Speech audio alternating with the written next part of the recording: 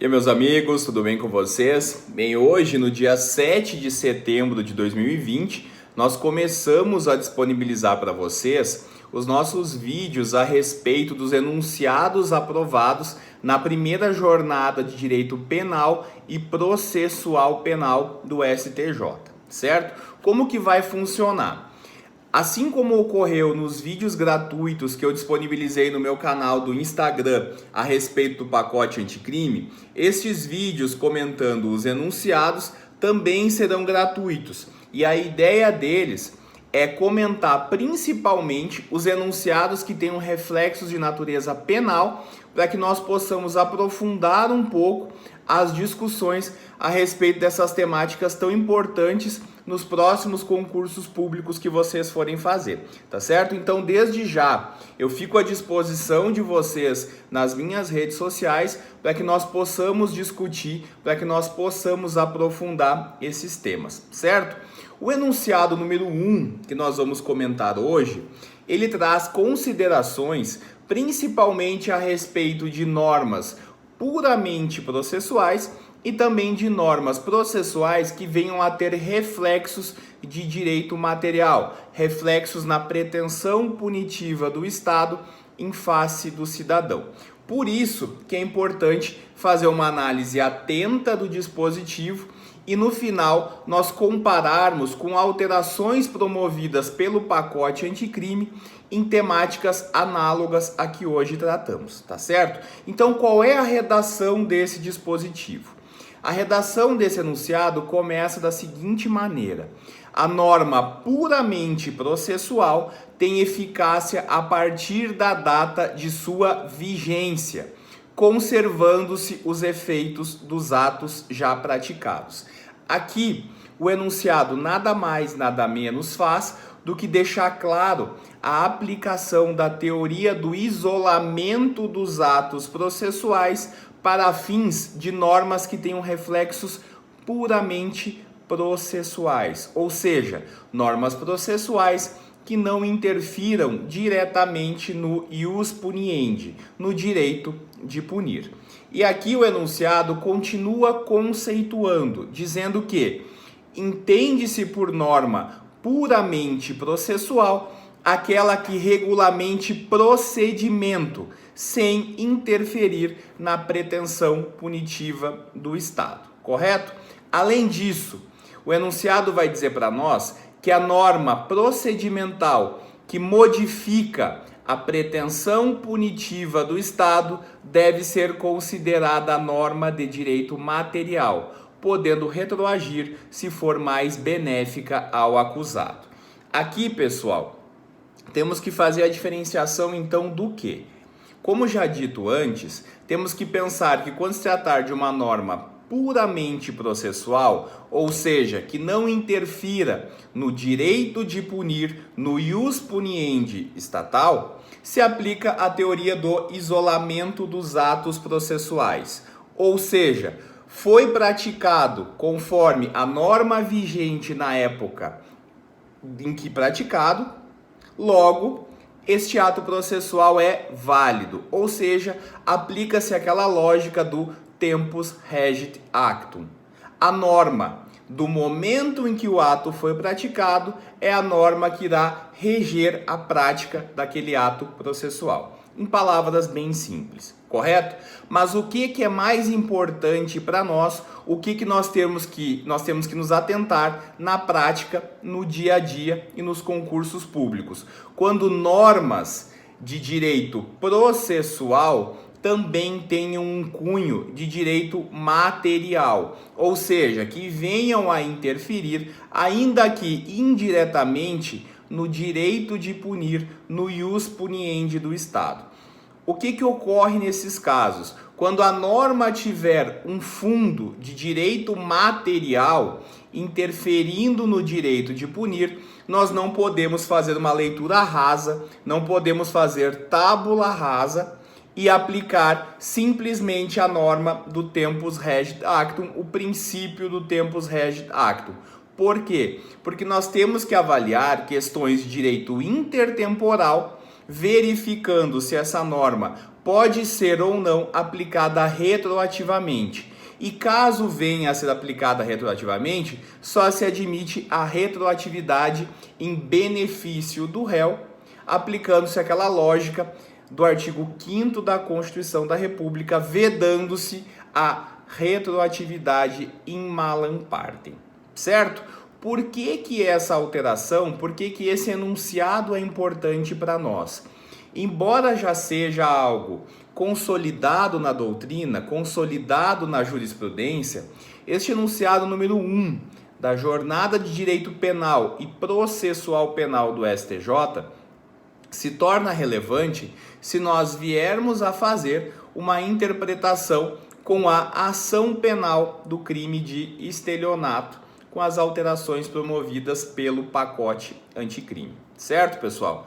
Aqui eu vou tratar sucintamente com vocês, porque no canal do Instagram e no canal aqui no YouTube também vai ficar vídeo disponível para vocês, já tratando sobre a ação penal do estelionato, lá com as alterações do pacote anticrime. Mas o que é importante nós raciocinarmos para ter uma análise integrada deste enunciado número 1 com a alteração promovida pelo pacote anticrime? Aqui nós temos que pensar que a alteração realizada na natureza da ação penal do crime de estelionato, ao fim e ao cabo, termina por interferir diretamente na natureza da ação penal, que antes era pública incondicionada e agora passou a ser pública condicionada à representação. E por isso, por essa alteração de pública incondicionada para pública condicionada à representação, há uma direta interferência no direito de punir. Por quê? Porque antes bastava que essa infração penal de estelionato chegasse ao conhecimento do Estado, chegasse ao conhecimento da autoridade policial e do promotor de justiça, para que houvesse o processamento e, ao final, eventual condenação do acusado. Agora, com a alteração promovida, há uma nova possibilidade de causa de extinção da punibilidade. E que causa é essa? Eventual decadência diante da não apresentação de representação pela vítima, pelo interessado. Então aqui fica claro que nós podemos fazer uma leitura dessa alteração do pacote anticrime em conjunto com o enunciado número 1, já que a norma incluída no 171, parágrafo 5º do Código Penal, não deixa de ter uma natureza mista. Ainda que tenha um conteúdo processual penal, ela não deixa de interferir no direito de punir. Logo, deveria ter uma aplicação retroativa. Claro, o que nós precisamos pensar para fins de concursos públicos?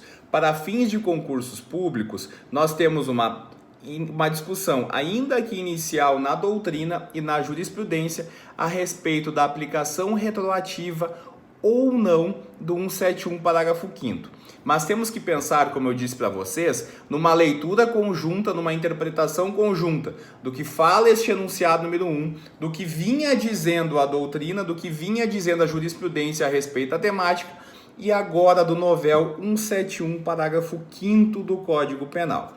Para os concursos de vocês, não podemos esquecer as correntes, as teorias que surgiram até o momento e que podem ajudar a construir uma resposta mais completa numa eventual segunda fase, numa eventual prova oral. E quais são essas correntes? Vocês precisam pensar que tem gente que vai sustentar uma possibilidade de aplicação retroativa da nova ação penal prevista no 171, parágrafo 5º, ou seja, uma possibilidade de aplicação aos processos em andamento.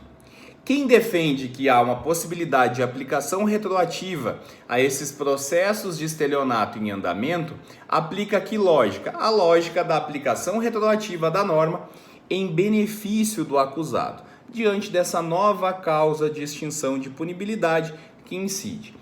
aqui haverá uma divergência.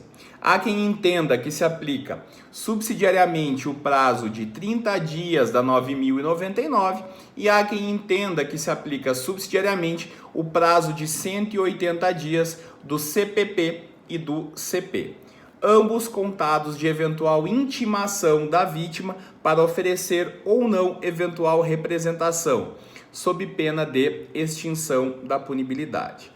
Há julgados de tribunais estaduais, a exemplo TJ do Paraná, que vem aplicando essa lógica do prazo de 30 dias da 9.099. Particularmente, eu concordo com a doutrina do professor Renato Brasileiro.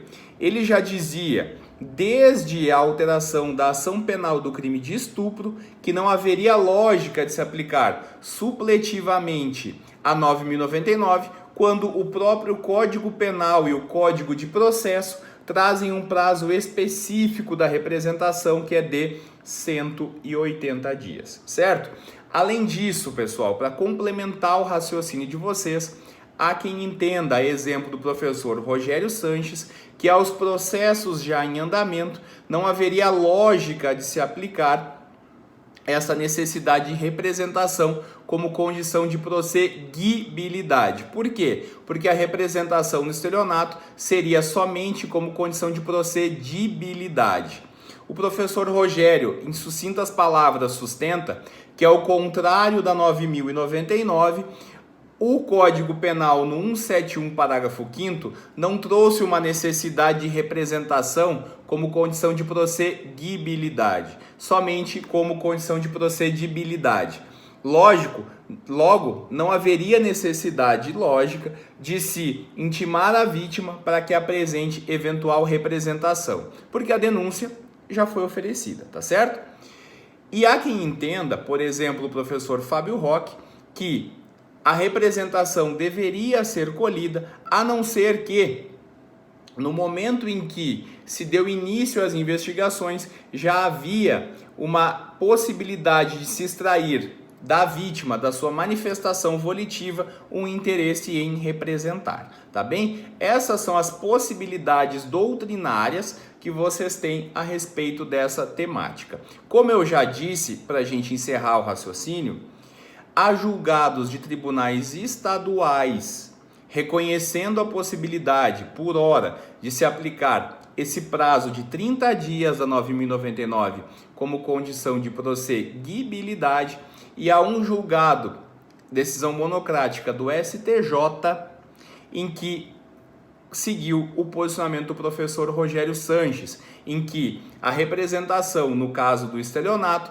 seria somente condição de procedibilidade e não condição de prosseguibilidade. Tá bem, pessoal? Espero que vocês gostem dos vídeos. Peço desde já que vocês compartilhem com os amigos concurseiros e, na medida do possível, eventuais críticas, eventuais sugestões sejam encaminhadas tanto aqui no YouTube quanto no Instagram, beleza? Até uma próxima, um forte abraço!